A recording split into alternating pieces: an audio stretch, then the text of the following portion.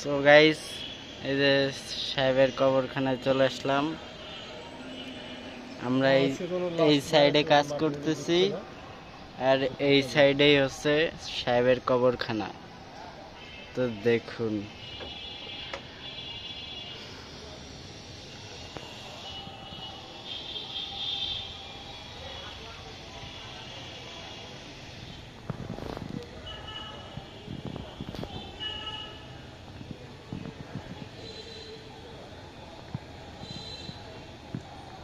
কেউ নাই না, ওই ঘরে থাকে না কেউ।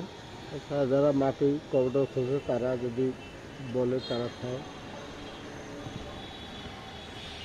তো খ্রিস্টানকে কবরস্থান না, তা সাহেবের কবরখানা দিচ্ছে কে? সাহেবের খ্রিস্টান সাহেব না, খ্রিস্টানের কবরস্থান।